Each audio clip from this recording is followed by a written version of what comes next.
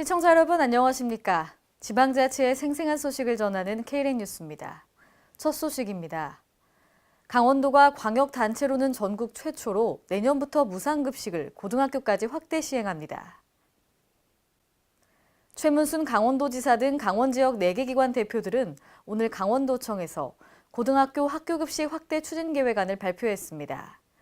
이에 따라 무상급식이 실시되지 않던 72개 고등학교 43,994명이 내년부터 혜택을 받게 됐습니다.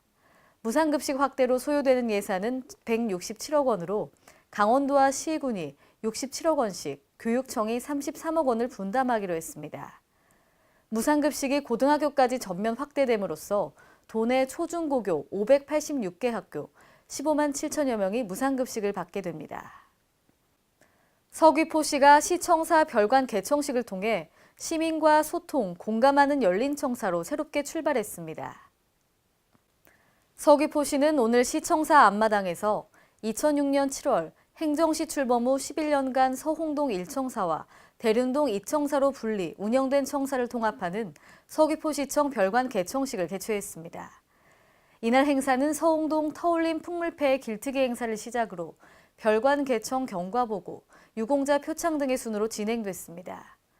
서귀포시는 이번 개청식 부대 행사로 현재까지 모습을 담은 시청사 변천 기록사진, 아름다운 서귀포 사진공모전 수상작 등을 전시했습니다.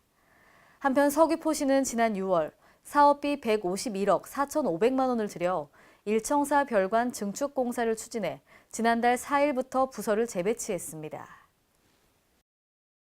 경기도는 한국노총 경기지역본부 등과 한마음으로 직장 어린이집 설치에 적극 동참하기로 했습니다.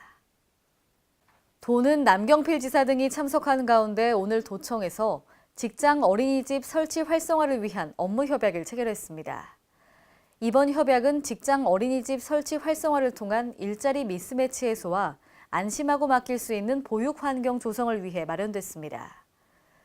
앞으로 도는 직장 어린이집 설치를 위한 참여기업 발굴과 기동 컨설팅, 홍보를 위한 간담회 등의 행정 지원에 적극 나설 계획입니다.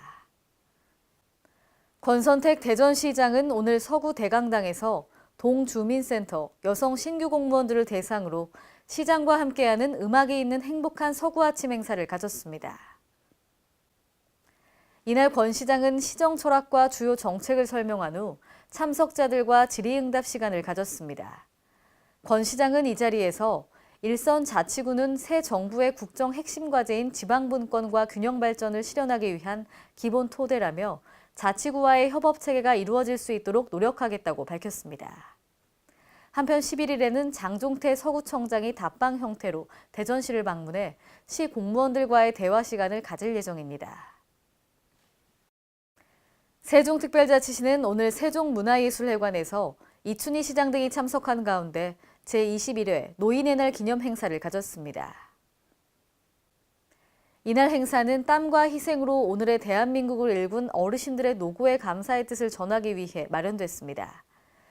평소 봉사정신으로 이웃과 사회에 헌신하고 노인복지 증진에 기여한 모범 노인과 노인복지의 공로가 큰 유공자 31명에 대한 표창 수여식도 진행됐습니다.